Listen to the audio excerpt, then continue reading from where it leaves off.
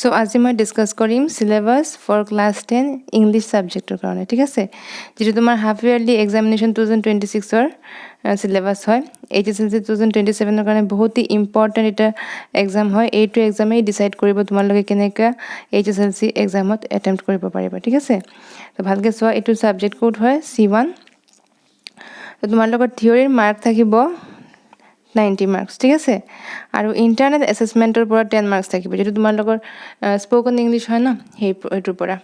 আৰু 5 marks written examination থাকিব 27 total 5 mark হ'ব তোমালোকৰ 30 আৰু 3 hours এক্সামটো হ'ব ঠিক আছে তো সোয়া ফাৰ্স্ট অফ অল আমি ডিসকাস কৰিম প্ৰজৰ পৰা কি আহিব প্ৰজৰ পৰা ফাৰ্স্ট চেপ্টাৰৰ পৰা আহিব এ লেটাৰ টু গড এইটো থাকিব তাৰপৰ সেকেন্ড চেপ্টাৰ থাকিব Nelson Mandela long walk to freedom R chapter 3 থাকিব কুৰ্ক ঠিক আছে তাৰপৰ সব পোয়েট্ৰিৰ পৰা থাকিব a tiger in the zoo আৰু সেকেন্ড থাকিব এমেন্ডা ওকে তাৰপিছত সব সাপ্লিমেন্টাৰি ৰিডাৰৰ পৰা থাকিব দ্য মিডনাইট ভিজিটৰ আৰু থাকিব ইকুৱেশ্যন অফ ট্ৰাষ্ট তো এইটো হ'ল তোমাৰ প্ৰোজ পোয়েট্ৰি আৰু সাপ্লিমেন্টাৰি ৰিডাৰ এতিয়া তোমালোকৰ গ্ৰামাৰৰ পৰা কি থাকিব এইটো চোৱা গ্ৰামাৰ পোৰ্শনৰ পৰা থাকিব তোমালোকৰ টেন্সেস থাকিব ঠিক আছে টেন্সেস থাকিব তারপর পিছত থাকিব determiners letter writing substance writing vocabulary translation synthesis of sentences story writing ঠিক আছে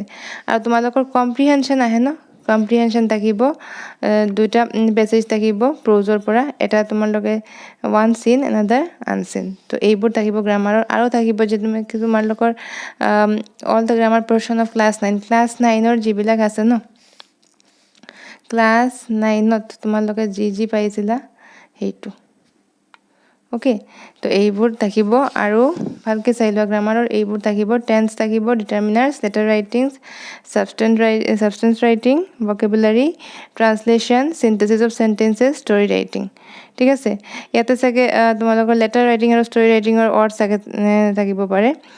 কিন্তু এইবিলাক তোমালোকৰ সিলেবাস হয় দেই তো গ্ৰামাৰৰ পৰা এইবিলাক বহুত ইম্পৰ্টেন্ট হয় আৰু সোয়া আৰু প্ৰোজৰ পৰা এইটো থাকিব আৰু পোয়েট্ৰি এইটো আৰু সাপ্লিমেন্টাৰি ৰিডাৰৰ পৰা এই দুটা চ্যাপ্টাৰ থাকিব তোমালোকৰ যেটো হাফ ইয়াৰলি এক্সামিনেশন হ'ব ন এইটো হ'ব তোমালোকৰ সেপ্টেম্বৰ মান্থত মোস্ট প্ৰবাবলি এইটো সেপ্টেম্বৰৰ 22nd ৰ পৰা স্টাৰ্ট হ'ব নহলে 24th ৰ পৰা মই শ্ৰীভূমি ডিস্ট্ৰিক্টৰ কাৰণে কৈ দিছো ঠিক আছে এইটো মোস্ট প্ৰবাবলি 24th or 22nd এনেকা সেপ্টেম্বৰ স্টাৰ্ট হ'ব লাগিব তো এইটো এক্সামত ভালকে এক্সামটো দিলে তোমালোকে গম পাবা যে কেনেকা কোৱেশ্চন আহে কি প্যাটাৰ্ন থাকিব কেনেকা গ্ৰামাৰ বিলাক কৰিব লাগিব কিমান টাইমৰ ভিতৰত তোমাৰ কোৱেশ্চন বিলাক মানে লিখিব লাগিব এইটো তুমি ভালকে বুজিব পাৰিবা এইটো এক্সাম এই কাৰণে HSLC 27 ৰ কাৰণে বহুত এটা ইম্পৰ্টেন্ট এক্সাম হয় কাৰণ কি তোমালোকে এইটো গম পাবা কেনেকা তোমালোকৰ প্যাটাৰ্নটো থাকিব কিমানটা কোৱেশ্চন থাকিব কোনটো চ্যাপ্টাৰৰ পৰা সেম তোমাৰ HSLC নিচিনা হ'ব ঠিক আছে কিন্তু তোমাৰ কি হয় আমাৰ এই এক্সামটো ডিস্ট্ৰিক্ট বোৰ্ডে পাতিব তোমাৰ যদিবা যিটো ডিস্ট্ৰিক্টৰ পৰা তুমি আছা হেতু ডিস্ট্ৰিক্টৰ পৰা তুমি সাপোজ শ্ৰীভূমি ডিস্ট্ৰিক্টৰ পৰা আছা তো শ্ৰীভূমি ডিস্ট্ৰিক্টৰ ডিস্ট্ৰিক্ট বোৰ্ডে এইটো এক্সামটো পাতিব হাফ ইয়াৰলি এক্সামটো ঠিক আছে কিন্তু তোমাৰ লগত যিমানখিনি কোৰ্স আছে সব ডিস্ট্ৰিক্টৰ কাৰণে সেম কোৰ্স থাকিব আৰু সোয়া আৰু এটা বস্তু মই কৈ দিছো তোমালোকৰ টিচাৰে ক'ব তোমালোকৰ স্কুলৰ যে টিচাৰে তোমাক ইংলিশ সাবজেক্টটো পঢ়ায় তেহাতে তোমাক ক'ব কি কোনটো তোমালোকৰ স্পোকেন ইংলিশ এইবিলাক কৈ দিব কৰিব লাগিব হেতু স্পোকেন ইংলিশৰ পৰা তোমাৰ যেটো আৰু ইন্টাৰনেল অ্যাসেসমেন্ট কিবা দি থাকিলে হেতুৰ পৰা তোমালোকৰ ইন্টাৰনেল যেটো মাৰ্কস 10 মাৰ্কস থাকিব তোমালোকে 90 মাৰ্কসৰ এক্সাম দি থাকিবা হয় নহয়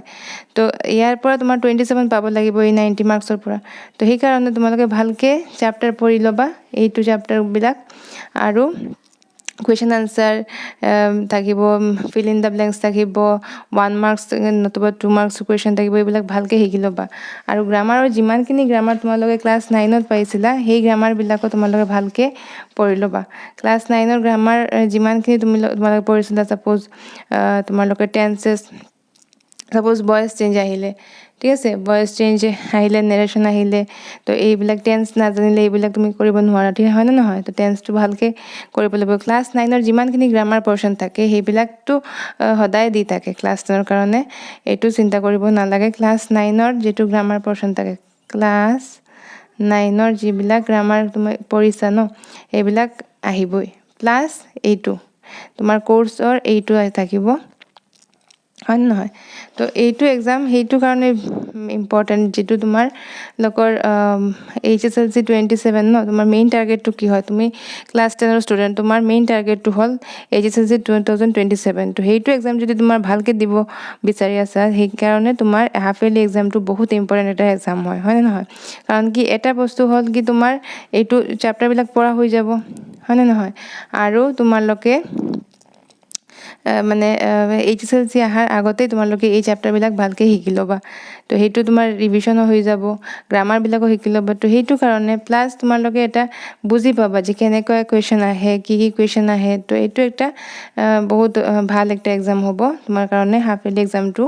HSLC 2027ৰ ষ্টুডেণ্টৰ কাৰণে মই কৈছোঁ দেই। আৰু শুনা, নেক্সট যিটো মই ভিডিঅ' কৰিম তাতে মই গোটেই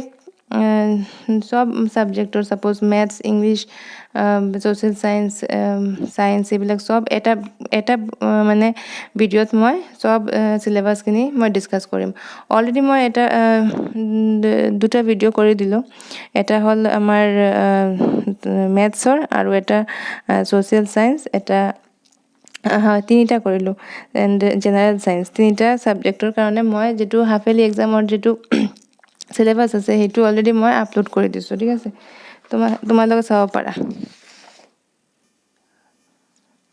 তাৰপিছত তোমালোকে চোৱা, চ' এইটো বহুতেই ইম্পৰ্টেণ্ট এটা এক্সাম হয় তোমালোকৰ HSLCৰ কাৰণে, হয়নে নহয়? তো এইটো এক্সাম ভালকৈ দিবা, অল দ্য বেষ্ট। আৰু মই ভিডিঅ' এটা আপলোড কৰিম যিটোত চব ছাবজেক্টৰ মই চিলেবাছখিনি তোমাৰ লগত ডিছকাছ কৰি ল'ম। আৰু মই অলৰেডি তিনিটা ভিডিঅ' আপলোড কৰিলোঁ, এটা মেথছ, এটা চায়েন্স আৰু এটা ছ'চিয়েল চায়েন্স। তো এইবিলাক তোমালোকে চাই ল'বা মোৰ প্লে'লিষ্টত গৈ মেলি, এইটো প্লে'লিষ্টত আছে চব চিলেবাছ, মই এইটো প্লে'লিষ্টত, ঠিক আছে, প্লে'লিষ্টত গৈ মেলি তোমালোকে চাই ল'বা, চব চিলেবাছখিনি মই ডিছকাছ কৰি লৈছোঁ তিনিটা। আৰু আজি দিলোঁ মই ইংলিছৰ কাৰণে। নেক্সট এটা ভিডিঅ' আপলোড কৰিম, চব ছাবজেক্ট থাকিব, ঠিক আছে? তো সেইকাৰণে আপোনালোকে যদি মোৰ চেনেলত ফাৰ্ষ্ট টাইম আহিছে then please like, share and subscribe. আপোনালোকে আশীৰ্বাদ লাগিব, আৰু ছাবস্ক্ৰাইব কৰিলে মই মটিভেট হ'ম, মই মটিভেশ্যন পাম যিটো মই আৰু এনেকুৱা ভিডিঅ' আপলোড কৰিবৰ কাৰণে, ঠিক আছে? আপোনালোকৰ এক্সামটো ভাল হ'ব বুলি আশা কৰোঁ, ভগৱানৰ কাষত প্ৰাৰ্থনা কৰোঁ যে তোমালোকৰ এক্সামটো ভালকৈ দিবা আৰু ভাল হ'ব এক্সামবিলাক, ঠিক আছে? Thank you so' much.